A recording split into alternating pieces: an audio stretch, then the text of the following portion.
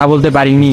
সেই বাবা যখন অসহায়ের মতো আমার সামনে দুই হাত জোড়ে কান্না শুরু করতে লাগলো, তখন সেই বাবার ভালোবাসার কাছে আমাদের ভালোবাসা হার মেনে গেল। তাই আজ 11 দিন ধরে আমি অন্য মানুষের স্ত্রী। তোমাকে কথা দিয়েছিলাম জীবনের শেষ সময় পর্যন্ত তোমার সঙ্গে থাকবো। আমার সব সময় ভয় হতো যে তুমি আমাকে কষ্ট দেবে, হয়তো আমাকে ছেড়ে অন্য কাউকে বিয়ে করবে। অথচ দেখো, আমি তোমাকে কষ্ট দিলাম, আমি তোমাকে রেখে অন্য পুরুষকে বিয়ে করে ফেললাম। জীবনটা বড়ই অদ্ভুত, তাই না? তোমার কি মনে আছে আমি তোমাকে কাঁদতে কাঁদতে বলতাম আমাকে কখনো ছেড়ে যাবে না? তো তুমি হাসতে হাসতে উত্তর দিতে আমি তোমাকে কখনো ছেড়ে যাব না, তুমি আমাকে ছেড়ে গেলে যেতে পারো। তখন আমি অনেক রাগ করতাম, কারণ আমি তো তোমাকে পাগলের মতো ভালোবাসতাম। তুমি নেই এরকম কোনো পৃথিবী আমি কল্পনাও করতে পারতাম না। অথচ দেখো, আজ অন্য কেউ হচ্ছে আমার স্বামী। রোজ তার সাথেই আমাকে ঘুমাতে হয়, ঘুম থেকে উঠে তার মুখটাই আমাকে দেখতে। মানুষের জীবন এমন কেন যে যাকে চায় যদি তাকে পায়? প্রকৃতির তাতে কি এমন আসে যায়? কেনই বা প্রকৃতি তাদেরকে কাঁদায়? হুট করেই সবকিছু হয়ে গেছিল, তাই আমি ইচ্ছে করেই তোমার সাথে যোগাযোগ বন্ধ করতেই আমার নাম্বারটা বন্ধ করলাম। বিয়ের দিন ভাইয়ের ফোন হাতে নিয়ে আমার ফেসবুক আইডিটাও ডিলিট করে দিলাম। তুমি অনেক কষ্ট পেয়েছো আমি জানি, যার সঙ্গে সারা জীবন কাটাবো ভেবেছিলাম তাকেই শেষমেশ কষ্ট দিলাম। আমার পরিবারের সবাই খুশি, আমার স্বামীটা অনেক ভালো, এখন পর্যন্ত যা ব্যবহার করেছে আমার ভালোই লেগেছে। তবে ভবিষ্যতে কি হবে জানি না। তোমার কি আমার সেই প্রথম দেখা হওয়ার কথা মনে আছে? তবে সেটাই যে প্রথম দেখার, সেটাই যে শেষ দেখা হবে, এটা কখনোই ভাবতে পারি।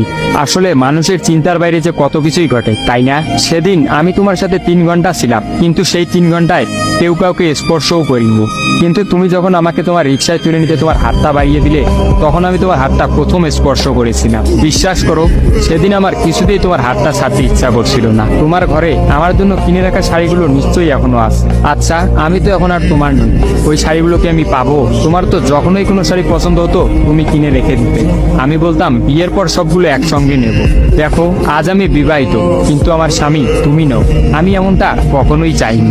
নিজের পছন্দের একটা মেয়েকে বিয়ে করে নিও, তারপরে শাড়িগুলো তাকে দিয়ে দিই। মেয়েরা শাড়ি কতটা পছন্দ করে তা কি তুমি জানো?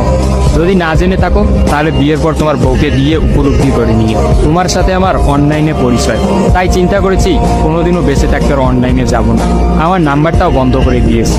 আজকের পর থেকে আমাদের আর কোনোদিন কথা হবে না। তোমার কাছে একটা অনুরোধ, যদি চলার পথে আমাদের কোনোদিন দেখা হয়ে যায় তাহলে প্লিজ তুমি অচেনা হয়ে চলে যেও। নিজের যত্ন নিও আর জীবনটা গুছিয়ে নিও। জীবন তো একটাই, ভালো থেকো। কিন্তু আমি ভালো নেই। ইতি, তোমার ওই অবন্তী। সবগুলো মেসেজ একত্রে পড়লাম।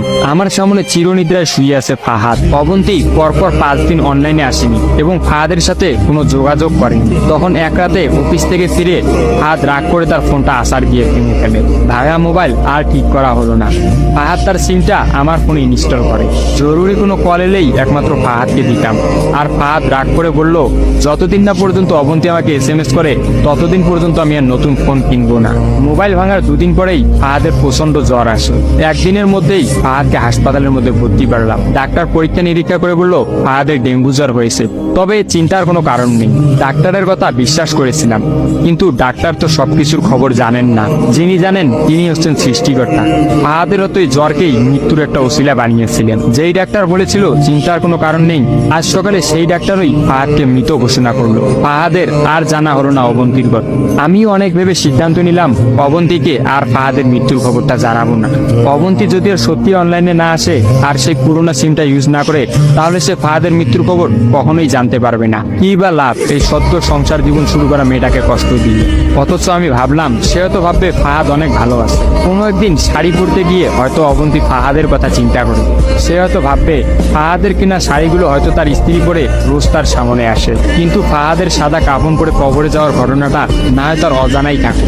আমি ফাহাদের নাম্বার থেকে অবন্তীর ফোনে একটা মেসেজ দিলাম, আমার জন্য ভেবো না, স্বামীর সাথে নিজেকে মানিয়ে নেওয়ার চেষ্টা করো। বিবাহ বন্ধন জীবনের সবচেয়ে বড় একটা বন্ধন, ভালো থেকো আর স্বামীকে ভালোবেসো। অবন্তী রিপ্লাই দিল, এত সহজে ক্ষমা করে দেওয়ার জন্য অনেক ধন্যবাদ, আর মেসেজ দিও না, বিদায়, চির বিদায়। আমিও মোবাইলটা পকেটে রাখলাম।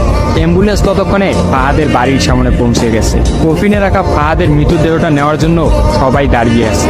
আমি ফাহাদের কফিনটা স্পর্শ করে বিড়বিড় করে বললাম, তোর সঙ্গে আর কোনোদিন একই গাড়িতে চড়ে ভ্রমণ করা হবে না। আজ তোর আর আমার একসঙ্গে ভ্রমণের